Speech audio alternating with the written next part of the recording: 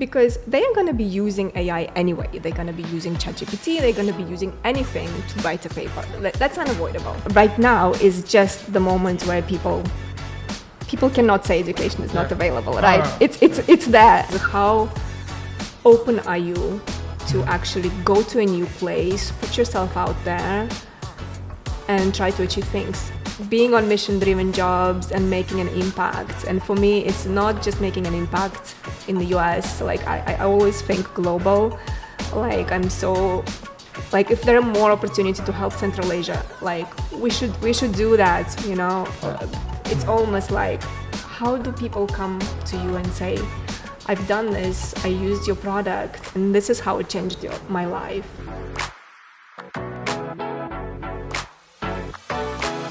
Hello everyone, this is once again Silkroad Podcast. Silkroad Podcast is a podcast about wonderful founders, people of different walks of life, working in tech and beyond, in Silicon Valley and beyond. The aim of the podcast is to showcase our greatest talent from the region, from Uzbekistan, Kazakhstan, Kyrgyzstan, Tajikistan, Turkmenistan. We have wonderful founders from Turkmenistan too. Azerbaijan, Mongolia, and now we're thinking of about Georgia, about different other countries. So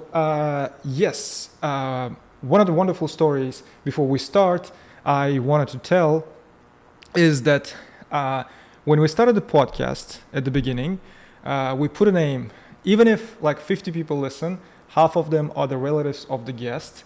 We don't care. That's how we want to roll. But the return of investment would prove to be successful if one venture investor or one angel investors listen to the podcast about a great founder, decides to invest into the company, then our job is done. So which has happened recently. One of our previous guests who has been in our show, I don't know whether it's a confidential information or we can talk about it, but I might just in case not name names, but the co-founder of a company was on our podcast and they were raising a financing from a venture investor, and they went ahead and started discussing, and the investor came up and during the call he said, oh yeah, he went out and learned about the company, and when he was searching there was no information in English, but when he went back and did a search, there was a 1 hour long podcast about a guy who is not who does not lead digital footprint. So he learned about it, and during the call he was talking so much things about the co-founder. So finally he decided to invest more than $1 million. So talk about the return on investment. Today we have a wonderful guest. And assuming we started the season with 3 episodes, now we're rolling on a moment that we're talking to people in big tech, we're talking to non-tech people in big tech. So welcome, Nora. It's an honor to have you here. I want to talk and I want to learn lots of things about you. Though we've been I know your family, you know us. We haven't really got the chance to get to know each other and get to know you. So at the same time, I want to introduce to the audience, to whoever is listening, Nora, welcome. Thank you so much. Thank you, Asra, for having me here. I'm so excited.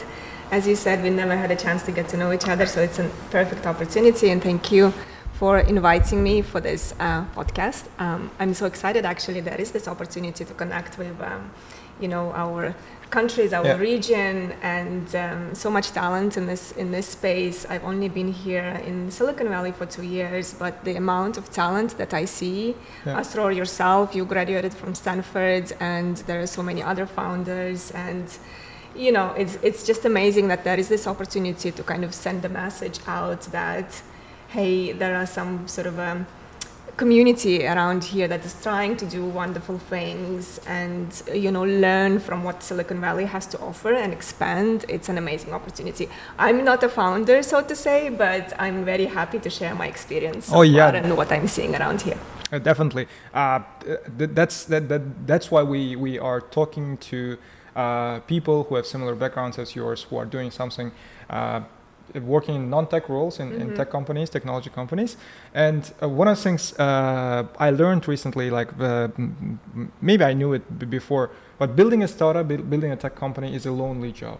It's like basically a lonely job. So even when you back in like 5 years ago, if you take back 5 years ago, there wasn't many Uzbeks here, and especially there wasn't many Uzbeks who were doing something in startups, who were building their own companies. So most of the Uzbeks, even right now, they're working in tech, but not many people working in startups. So we wanted to create this atmosphere, environment of people who love tech, who work in tech, and who can come together, talk about startups.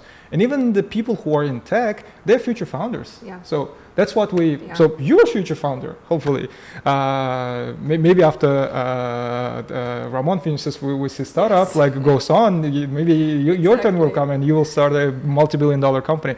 One of the things we talked earlier when you came in, I mentioned that like we are a region of about 100 million people. If we take the 7 countries, 100 million people: Kazakhstan, Kyrgyzstan, Turkmenistan. If you had Mongolia, Azerbaijan. About $400 billion economy, but we don't have unicorns. If you consider like Kaspi from Kazakhstan unicorns, but they're traditional banks that transformed, that did some transformation, now valued over $20 billion. But these are not unicorns. These are not the stories we can relate. Like our younger generation can see, oh, hey, this guy grew up in my village. The task is we want to help the founders. So you work nowadays, you work at another uniform from another similarly situated country. The founders are Ukrainians, came to US, built a great product, and the same situation, 36 million population as in Uzbekistan. They have 12 unicorns, we have 0. So how is it to work at the unicorn? Why did you decide to move to Grammarly?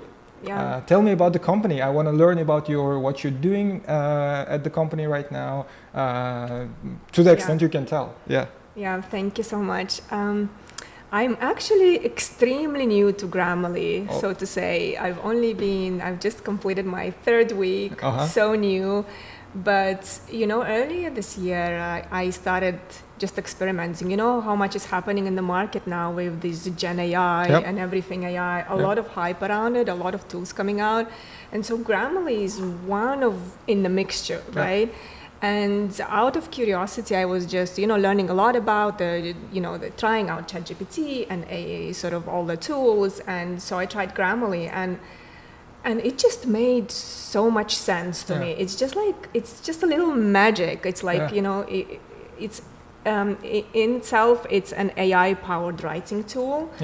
And, I've been working in, I have like 20 plus years of professional life, and I always worked in English, and I thought, well, how much help do I really need in my day-to-day business communication, right? Like, do I really need it? But when I tried it, it just creates magic in every email you write, in every document you try to create, in just sort of generating idea, because now that there is like the generative AI out there, it provides you so much, and it's just a story of how Grammarly as a tool came to be 15 years ago. It's like it's been around for 15 years, and it's been actually working on AI for so long.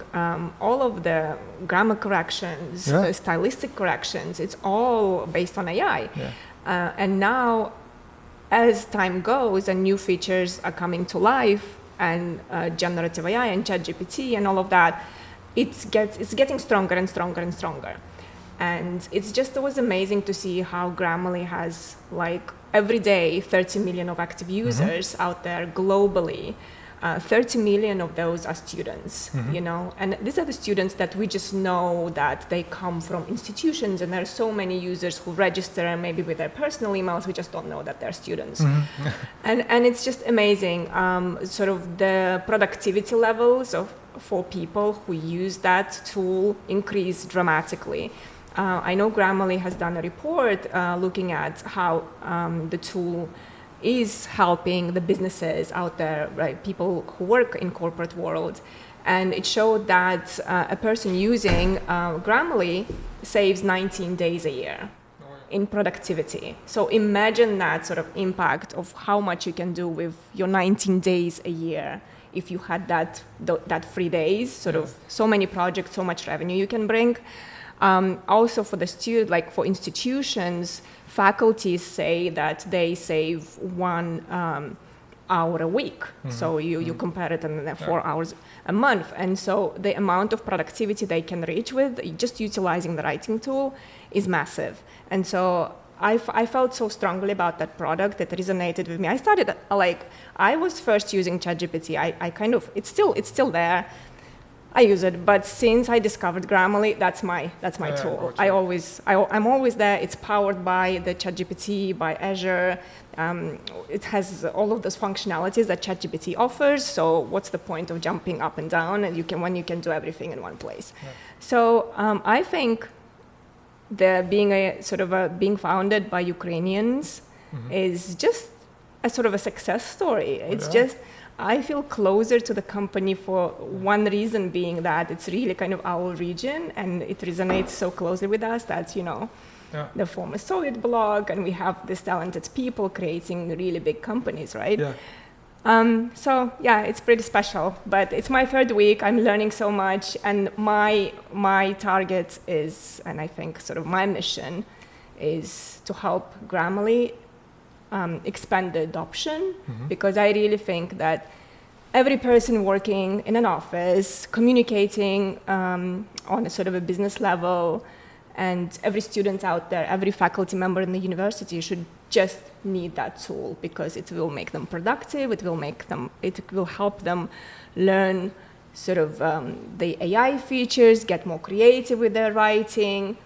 And it's just so much more it can do. It just has so many powers. Like all the tools you have there, if you combine all the best things that every other tool has, Grammarly just has it all in one go. Yeah, that's amazing. I really love what you're doing, like work-wise. Want to delve into it. What are the strategies of growing Grammarly in terms of partnerships? Like, how does Grammarly do at the moment, and what would you like to input as something new? You want to partner up with universities, partner up with schools, partner up with what are other options where maybe I'm not able to speak to think of right now? What options are there? Maybe companies, maybe how does this happen? I think I kind of want to preface here that I'm not really kind of formally representing Grammarly at this stage. Definitely. These are my personal opinions. Definitely. Just to make sure that I say that. But opportunities for Grammarly, I think we're just kind of warming up, right? Massive. If you think about the global population and everybody's trying to learn English, well, most of the people out there, English being an international language, people communicating, people utilizing their desktops for their learning, for their jobs. And for me, everybody who's using a computer for anything, it's just a tool. Everybody should have it. Opportunity is massive. So far, Grammarly has done a great job on consumer side. And right now we're thinking broadly around how we expand and how we make it a big enterprise opportunity, right? With corporates, working with corporates, and massively going to universities as well. So university landscape, again, is a very interesting one, because it's also a new opportunity with the whole generative AI hype. Because now we see with all the AI tools and automation happening and new innovations, and it's just like a second revolution if you think about how internet came about maybe 3 decades ago or so. And now it's just like a second huge thing in the world that is going to drastically change the workplace, that's going to change the jobs. The jobs of the future are going to look different in 5 years, because now it's evolving and everybody's saying if you are not up to speed, if you don't understand it, other people who do will take those jobs, right?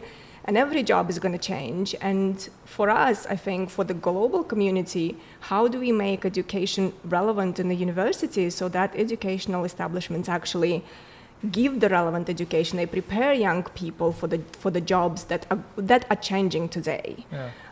So this is massive, and obviously previously with Coursera, I worked with Coursera for 4 years, and when this AI came in as a force for us, like number one task is like, how do we talk to universities? How we educate universities globally that they should not take it for granted. They should not just sit and wait that it's going to go away. It's not going to go away, and all the university setting needs to change.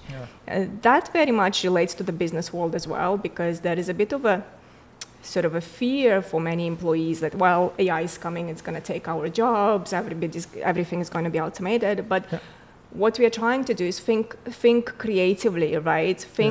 Use AI creatively in a way that it helps do your job better, rather than being scared that the AI is going to take it away. So there is a lot of education that needs to be done, I think, globally, and just like so many countries. And Silicon Valley is just like one bubble, right? Where things are happening, innovation is moving so fast, and it's just almost like everybody needs to be on that train to help the world be, if not at the same level, but just like not to fall behind. Exactly. So opportunities with Grammarly are massive there. Universities, I feel like every university should have it. Central Asia, Eurasia has so many amazing universities, like especially those who utilize English language in their teaching, right? And so like, pay attention, right? It's there are tools, and they should know it. They should know about it, because it's really powerful, and it's going to help in the education system. Like Grammarly is a super tool. I've known it, and I've been using it since the early days, when it wasn't even like anything close about AI, but like I knew there was like machine learning algorithms behind, and they were using the state-of-the-art tech and everything. But like the Microsoft did it, like Word had some basic features. But when you integrate, when you first use it, like I'm talking about back 5 years or 6 years or 7 years even. When you compare the basic functionality of what was available for free on Microsoft and everything, and you jumped in on Grammarly, you noticed that like not even 10x, but like 100x difference on the job it did. And so the value was obvious. So like you would easily pay the subscription fee that it was asking. And like witnessing the advance of the artificial intelligence within the Grammarly, because like I wasn't using any other tool. I was like, I tried ChatGPT, but on my day-to-day activities, I was using Grammarly. So I saw the advance of AI, how Grammarly was one of the first ones to ride this wave and implement some of the large language models available and make the product so much better. Because with the new capabilities, and like now it wasn't only like correcting mistakes and suggesting, it was proposing whole new set of ideas. So what I can go about with my thesis, research paper, or an email, just even a short like saying hello would not be done without Grammarly nowadays.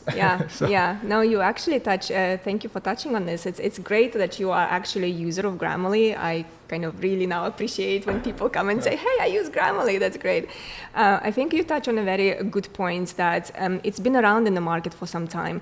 What people don't know when they used it, like let's say for grad school or undergrad college years, is that the product has evolved a lot. It's so much more complex now.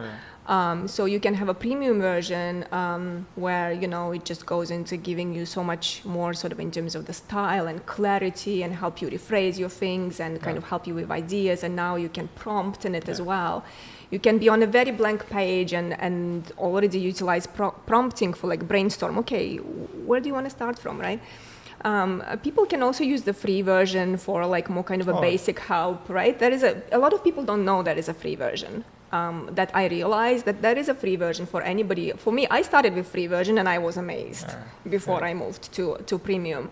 Also for institutions and for companies, for corporates, we have a very custom version of Grammarly which has so much more features. It has everything that Premium has, but also like style guides or brand guides. For example, if you are working, let's say, for Google, all the Google abbreviations or kind of a specific language that they use, you can kind of make sure that the Grammarly, your kind of a instance has all of this recorded in itself, and so it just helps you extra in that. And we are coming up with more. It has a plagiarism detection. We are coming with more features. A new one to be launched, this offership, is really designed for universities, for institutions, and it's something, you know how there is a lot, like there is a plagiarism is a big thing in the university world, right?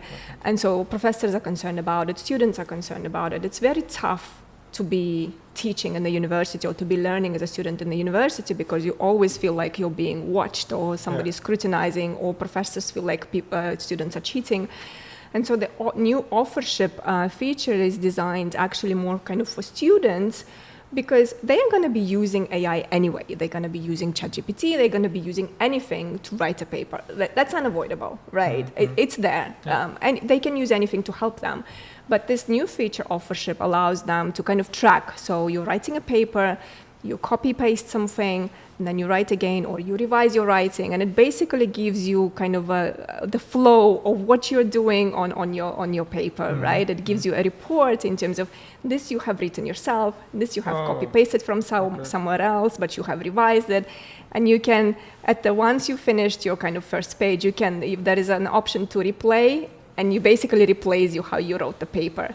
And it's really for students. It's not for the professors to kind of check and kind of, to criminalize how our work was done, but for whoever is writing, for them to kind of reflect on how they are working and improve on that and see how they can do that better next time. So that the features are just coming, and I think it's great, and it's going to be helpful for users. Yeah, that's so great. Speaking of, your position is director partnerships within the Grammarly, right? Yeah. It's a very high up position. One of the things I would mention is your incredible track record. You worked at Coursera for many years. And speaking of partnerships, and speaking of especially partnership, what we're trying to do is to connect Silicon Valley with Central Eurasia. And one of the countries that stood out with partnership with Coursera was Kazakhstan. Yes. I saw the CEO's presentation. He was, I think, in one of the forums. Was it World Economic Forum or somewhere? He was highlighting this special relationship that they've made with Kazakhstan. What has happened is that they've integrated the Coursera credits as a part of a higher education. You could take Coursera credit as a part of your higher education curriculum. Yeah. Tell me about how these kind of relationship happens. And they're out of all the relationships, and he was highlighting how this relationship was brought together in Kazakhstan, and it was kind of success story. For me especially, it makes me happy that such a brilliant idea, because so many people are getting very quality education online at home through Coursera, but why aren't we doing something about how we study right now, in universities? We're not changing anything there, but there are so many new companies coming up and providing new methods of education and revolutionizing how we study. And Kazakhstan does that. They go ahead and integrate. If you want to take it, take it. Tell me about the relationship, your contribution at Coursera. It seems to be directly related to with your position, with what you do. Tell me about that relationship. Yeah, of course. So I think my career has always been about the partnerships.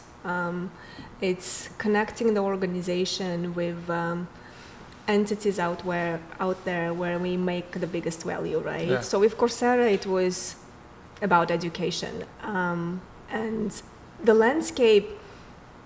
I have 3 degrees, and I think I finished quite a while ago, right? I just started in a very different generation of when education was provided. Today, there are so many opportunities. The learning landscape has changed so drastically. You can be learning continuously, right? We call it a lifetime education.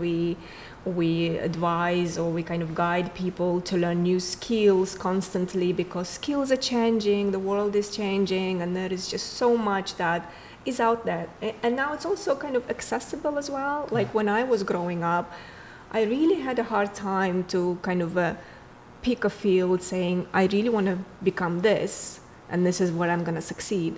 Now this information is kind of available, right? And I think that's through a lot of work where sort of this sort of partnerships comes in play, where you create organizations, you create learning, and Coursera was also established like 12 years ago or so with the Stanford professors thinking, hey, we need to kind of maybe be the first ones to develop online courses because the global world, they don't have an opportunity to come to Stanford campus and listen to prominent professors, right?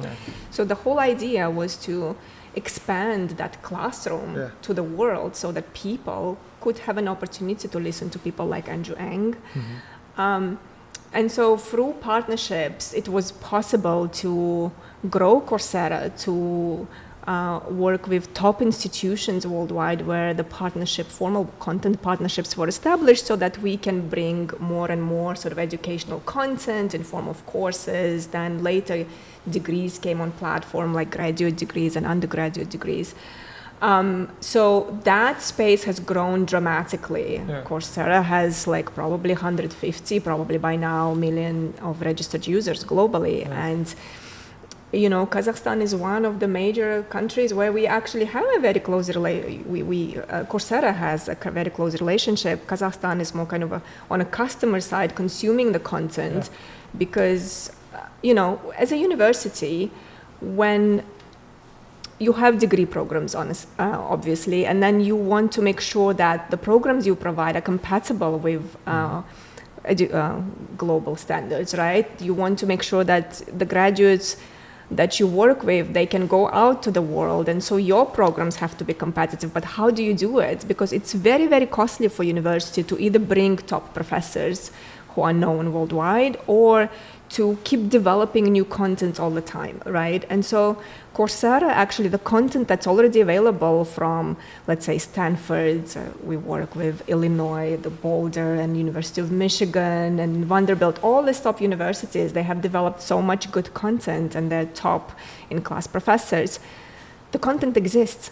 So it's easy for the universities out there to look at what's applicable, from all the marketplace of learning courses that I have at my disposal, that Coursera has, for example, what is it that I can pick and choose and enrich the education program in my university? And I think this is something that we wanted each university to think about, how to enrich their curriculum. And our task was to really help those universities to utilize the content that's available. Obviously, like for Kazakhstan, who has really seen this advantage, came into play, making up a sort of a partnership agreement with Coursera and picking out the content that they want, not only for their universities, but also for workforce development. What about employees who work for government and institutions? How do we train them, right? So it's not just universities, it's also upskilling people in their workplace. It's, like with how Uzbekistan and Kazakhstan has been sending young people to study abroad, right? And that's very, very expensive to pay for universities for every person. It's thousands and thousands of dollars. But now it's so much more cost efficient when you can upskill your employees and say, this is access, this is the curated content we have picked that's relevant to this job. And let's make sure we keep upskilling and, and engaging. And Coursera also, is a network of all these brilliant individuals who can come and provide trainings and master classes and all of that. So I think that's kind of talking about partnerships. That's been my space in working with universities. And I actually was fortunate in Coursera. I worked with different regions. I covered US last 2 years, but also previously Middle East, UK markets, and also Russia was in play, obviously not now, but previously. So it was really the universities really want to bring a lot of content. There is a lot of learning available even outside of Coursera right now. Opportunities are vast. There hasn't been a point in history that I think education was not available. Like right now is just the moment where people cannot say education is not available, right? It's there. And I think for institutions is like, how do we harness that and bring that into schools? Any university in Uzbekistan can say, hey, Coursera, can I please utilize these courses and bring it to my school? Yeah, obviously there is a financial arrangement in place, but that's possible for any university. Oh yeah, definitely. So with Coursera, the relationship was that your main counterparts in the partnership side were universities where they could give the content, but the client side of the things, like the universities who might be using, are not the main, like the partnership position, but they are looked at as a client, right? So it's twofold. In Coursera, there is a community of partners, and those are really top-ranked universities globally. Coursera has very selected relationships with certain partnerships. Those are normally globally ranked 200. We used to say in Coursera, where we would get into content partnerships, which means those universities would develop content for Coursera. And there is a lot of relationships with other universities who consume content, they're customers, right? And they look at all this content and they sort of get licenses for that to get access on Coursera. So there is partners, producers of content, and there is customers for consumers of content. In general words, they are partners, on both sides of the. On both sides, yes, because for us, we need to bring value, the best possible value to the learner at the end of the day. So for Grammarly, who would be the partners similarly situated as the universities here providing some kind of content? Like here, we understand like the partners at the university level or the educational institutions who might integrate the use of Grammarly into their curriculum or provide access to their students. Maybe some of them get some free TR for their students to try and do all those things. We understand this is like a more consumer side of things, but who would be partners who are similarly situated as the institutions, top-ranked institutions for Coursera? Grammarly has a different model because it's a software company, right? It's a software. It's all about the adoption of software and how can we make sure at Grammarly that people know about this software and that it's available. So the model is different from Coursera because Coursera is more of an it has a huge education component, which Grammarly doesn't have, right? Grammarly brings value by making the product better, and so the whole mission of Grammarly is improving lives by improving communication. So it's not just the writing and what you fix on your document, it's how you learn from what you fix, how you become a confident writer, how you become a confident communicator, because through your writing, you actually know and you analyze and you speak better, you communicate better, right? So the model in Grammarly is different. We don't have a sort of a partnership, so to say, but a customer base that we are trying to expand and take the world because we just think that the world needs this tool. Yeah, that's how you know you're talking to a pro. Like, even though I'm hearing we're like working on increasing the customer base, I'm falling more in love with how Grammarly operates, the way how you describe it and everything. Yeah, thank you so much for this. If we go back to Coursera, you had experience, considerable experience there. You said about educational institutions, and you said about how the education was brought back when you were getting your bachelor's degree or the next 2 degrees which you received. What are some of the partners Coursera had, like top-ranked education institutions, which are not considered like the top university, which are not in the category of universities or institutions? Like, for instance, are there some new types of educational platforms? Or what I'm trying to say is that like completely different form of providing education. But I've seen they don't call themselves university, but I've seen a program which were saying, hey, like we're an MBA, but through our MBA you lean launch your product. Like through 2-year program or 1.5-year program, you exit with your company. So that's how we do it. So all the process of like what Y Combinator does or whatever they were doing, they were integrating during the education process, and slow by slow, all the subjects which are surrounded were not concentrated on like the subject wise or the name of the course wise, but like what do you need to make a successful company, or some of the other options which are I've seen like a great communication courses which are but are there some of the players or some of the changes you're seeing in how education is brought? Did you see like when your experience with Coursera?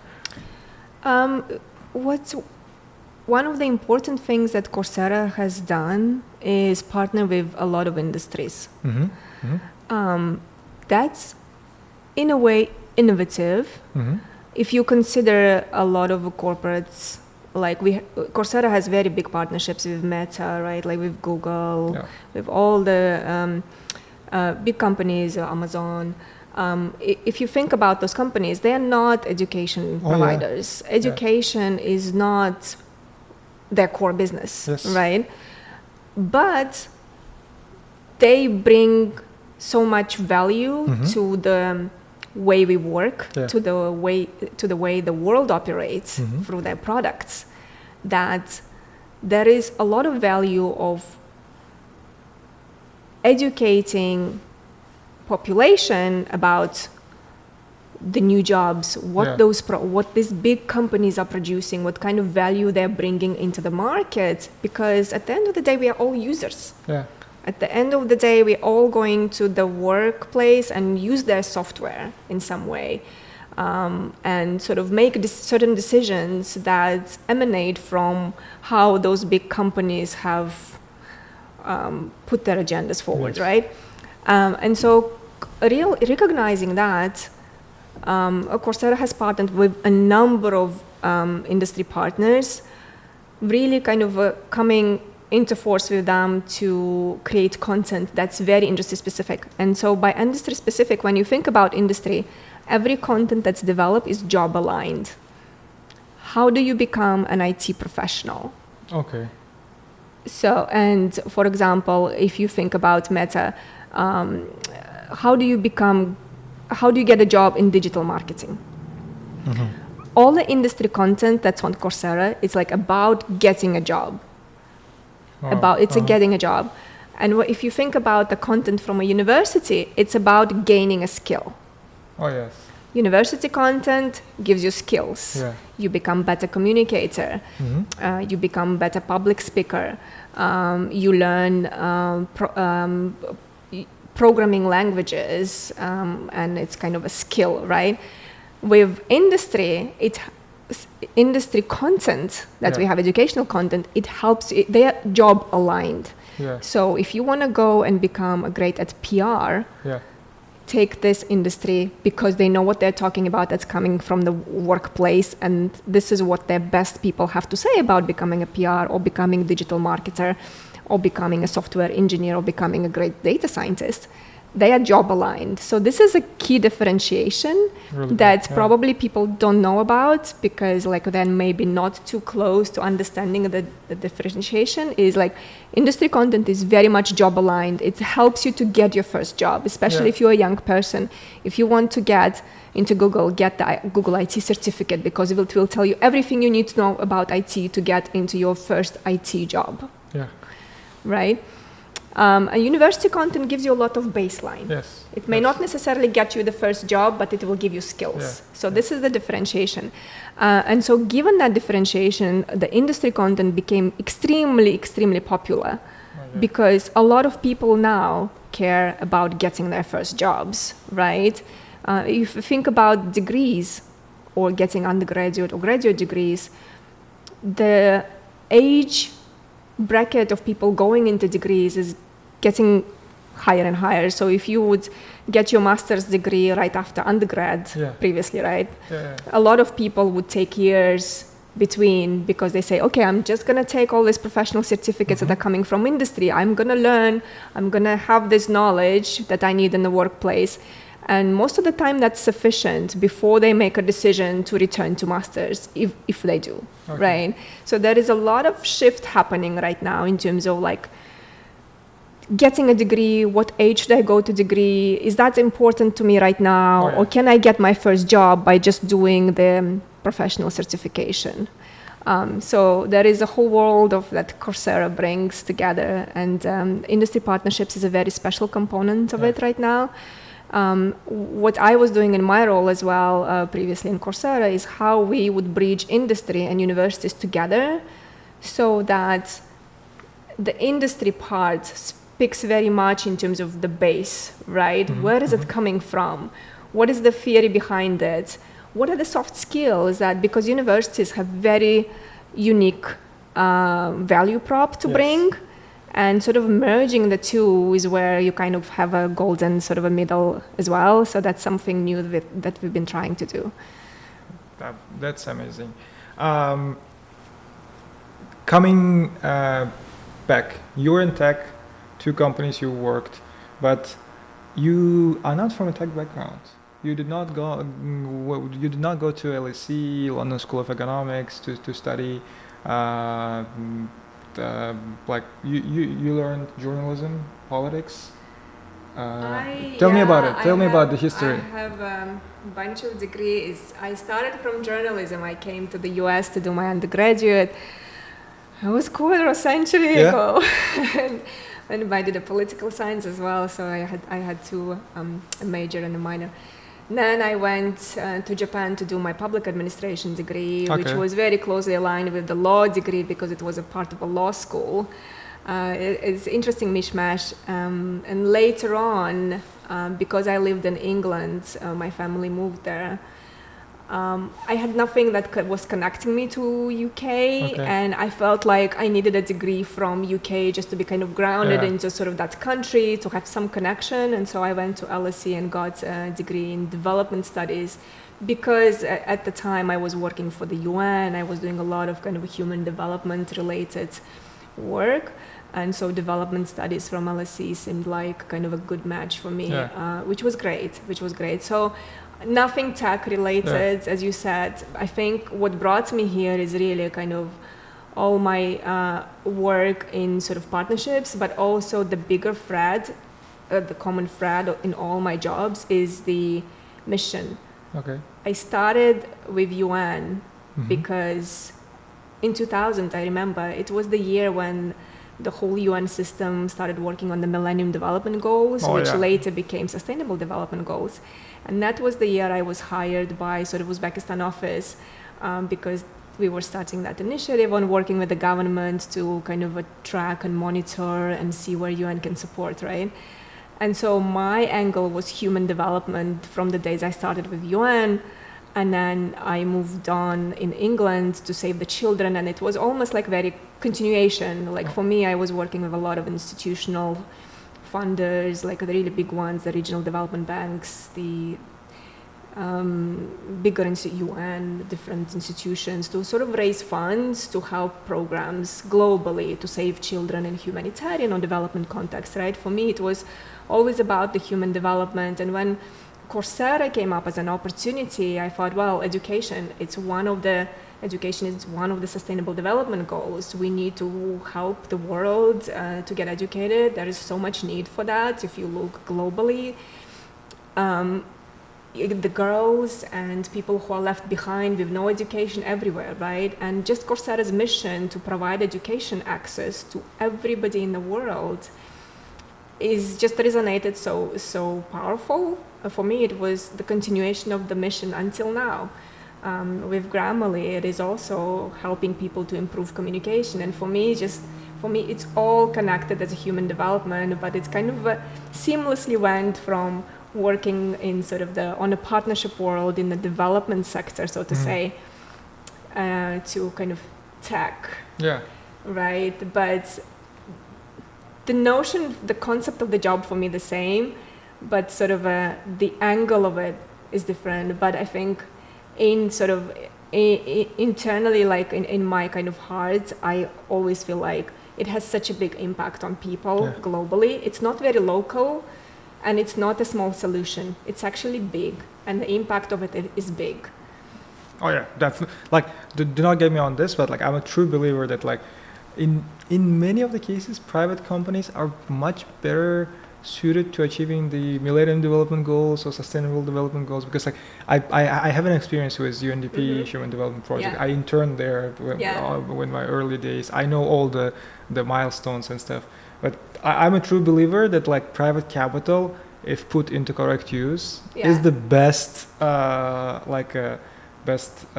way to achieve whatever goals we set as a humanity. And Coursera, one of the ways, has proven how education can be achieved because I know many people who have like improved their lives through like learning how to code for free online courses, which were available at Coursera or Udemy or whatever was there. And like I know Han Academy, which is doing really good job like on providing for free. They even translated a group of entrepreneurs. They took the initiative to translate into Uzbek, and they made it available to larger audience, and it's free. And my daughter nowadays, she's using Han Academy for kids, and like you can see the difference on like the level she has reached by just like whenever she's like watching too much videos, we put on the Han Academy for kids. Like she's learning so many things. We don't have the time to teach her, and she's learning so much. She knows more than me, like on many other things. And she's 2.5 years old. Wow. And I love how those companies are able to do all those things. Yeah, very impactful. Very impactful things. Yeah, definitely. I think you hit the nail there, because like when I was in the development, like UN and so, we're always thinking about this public-private partnerships, right? Because you're like, we cannot just achieve, humanity cannot develop by just, donor money, right? The money coming from governments. Like there needs to be like a huge force of the companies coming and helping solve, because this is where innovation happens. I was very passionate about this subject. I'm like, this is where the solution is. But in reality, it was such a difficult thing to kind of bring together. So every time when I work with, like I mentioned in Coursera, industry and universities, for me, it's just like, we need to bring them together. And so that's true. But I'm impressed your 2-year-old is doing Han Academy, because Han Academy, I read the book of latest Salhan's book on revolutionizing AI. I'm trying to remember the name of the book. It was AI. He wrote it very recently. It came out actually earlier this year.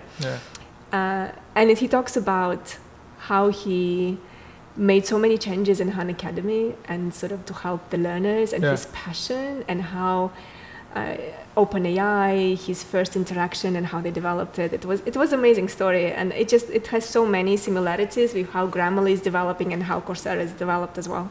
Yeah, that's a wonderful point that we made here. If we move on to the part, and not really move on, go back to the point you said about like, I wanted to be part of UK. I wanted to get into LSE. I wanted to become like a, which we say the word accepted, right? Like you have the check mark. You went to one of those the English posh universities like Oxford and Cambridge, and LSE is there. Like, how do you think the culturally US and Britain differs from the perspective of like the accepting, making welcome? Because like coming here in US, because like comparing US and with the experience I had in Uzbekistan, for instance, I wouldn't be able to imagine if someone from US or from any other country coming to Uzbekistan and doing something and like not having the difficulties that like I would imagine it would be 10 times as harder than anyone local. But here, even the culture, maybe I'm in a bubble. Maybe I'm in a Silicon Valley bubble, which I'm seeing that like. It's if you're an immigrant, it's way easier, if not the same, to start your company, to start your startup. You appreciate it more. You'll be told like, oh, he's an immigrant. He hustled. Like, I will invest in him. What's the difference between the British culture, UK culture, from what you expect? Because you started the conversation, you told like, I wanted to be accepted. I want to be like and the you UK. And you were here with, with your Stanford degree, you know. That's the entrance. But there's a different story on the reasons of why to do Stanford degree to get accepted. But you're right also. Well, it's an interesting question. I think, living in Uzbekistan it's just a different reality, right? It's just so different. And I was leaving to do my undergrad in late 90s.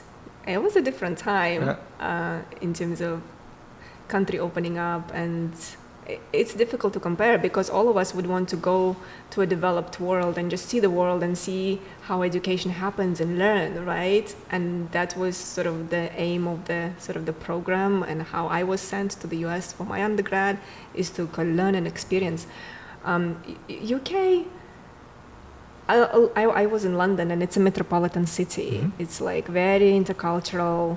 LSE in particular has a lot of international students. So I think it's all about, I think, people's personality as well. Is how open are you to actually go to a new place, put yourself out there, and try to achieve things. Because when I'm going there, like, I have a goal for myself, right? Like, I need to realize myself, my potential, and what do I need for that? Do I need a degree? Can I get a job without a degree? It's almost like a thinking process. And some of the schools really give you a really good entry to the workplace. If you don't have it, it's really hard, right? So you have to make your plan, and it's about your resilience. It's about what you want to achieve. You can you can go there and do nothing. It's an option as well. I think it's really like, in terms of personal achievements, where you want to be, making a plan of what you need to get to the point of where you want to be. And so for me, that was always like, where do I want to be, and what do I need to have to get there? But in terms of acceptance, I had a lovely time in living in London. I've been there for 15 years. Culturally different from US. It's more conservative. People are more conservative. I think I had more international friends compared to any sort of British friends.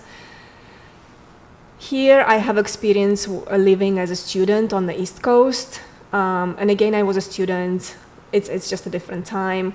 You're right that Silicon Valley is a bubble. I think there's so many international people here. I don't stand out as being an international, right? In London, I felt like I was standing out in the workplace, but not here. I feel like I'm accepted, and also I'm at a level, where like I've been working for some amount of time, and for me it's just like I need to move on and just like bring value to the organizations. So I didn't have this kind of any challenges with being accepted. So for me, it's just like finding my space, being resilient, growing, showing. And I came to Grammarly, and I've been saying, hey, I'm from Central Asia, and this is who I am. And, and people are very open. And also because it's a Ukrainian founded company, it's just the vibes are so different. It's also very refreshing. So I think there is always a place for you. It's just like understanding your environment and knowing what your goals are and how you're going to achieve them. That's the most important thing. Yeah, and I think one of the things that happens in Silicon Valley in US is because there are so many different people come from different backgrounds and start their companies. All the like separate companies have different culture within them, like that. That they set up their companies the way they want it. Like Elon Musk can set up his company the way like the the hustling, hard work, Yeah, you're gonna work. yeah. But someone might set up, oh, we're good. Like I was listening to, I was on a conference and the co-founder, co-CEO of ADN was saying like, hey, we are a European company. Yeah. We respect the personal space, we respect the working Mhm. hours and etc. But we're doing pretty good. We're Mhm. doing pretty good in comparison to their counterpart in US. Yeah. So yeah, this is so wonderful.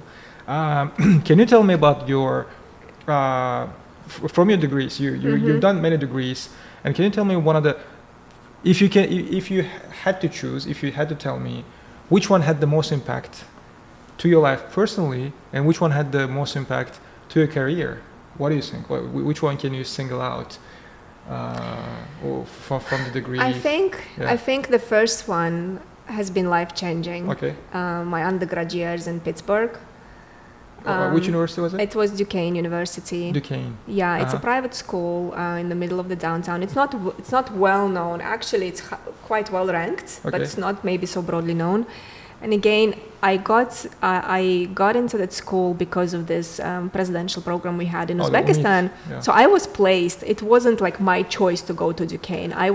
It was a placement made by the foundation. But I must say it was life-changing. Like back in those days, I hardly knew any universities. Mm-hmm. Like you would hear like, well, all the big names like Harvard, Oxford, but like not in a scope where you can just go and choose and pick, right? Yeah. Where you want to go. So like, I'm just blessed with having that opportunity where I was placed in a university. It was a lovely experience, but it was also life-changing for somebody at 17 to leave Central Asia. Back in those days, it was a big deal. And just coming to US, going through that whole kind of a culture shock or whatever shock you would call it, sort of getting adjusted to a new country, to a new lifestyle, and a life of a student in a university that's so different from what you're used to. That's already been life-changing for me, because that's my sort of first degree has defined how the rest of my life kind of unfolded. Mm-hmm. That was the time where I also met my spouse, which was also, I suppose, a key milestone in terms of like how the life has panned out later on. That I later started in Japan and the UK, but that was more kind of there is an opportunity, let's explore. And let's keep building on, right? But the first one was an important one, not because I learned something life-changing, but it just was a life experience that was that took me out from where I was and just opened the doors for me. Okay. Yeah, thank you for the wonderful answer. If we can talk about the future, what are the plans? Maybe where does Nora see herself in 5 years, 10 years? Are you still in tech? Are you still working on the mission-driven companies who are like out there to first of all increase the shareholder capital as a byproduct to contribute to the Millennium Development Goals or Sustainable Development Goals? So where do I see myself? It's a good question. I will continue, now I'm with Grammarly. I think my target right now is to really kind of see how we can expand the company, right? I do want to make an impact to this company. I'm playing with an idea of one day starting my own company. Okay. I'm playing with idea, but my spouse is a founder right now. I'm giving him some time to get to a certain level. So I have that idea that when the timing is good, I may jump on it. But I think overall, being on mission-driven jobs and making an impact, and for me, it's not just making an impact in the US. I always think global. If there are more opportunity to help Central Asia, we should do that, because there's so much talent. There's so much potential, as you said.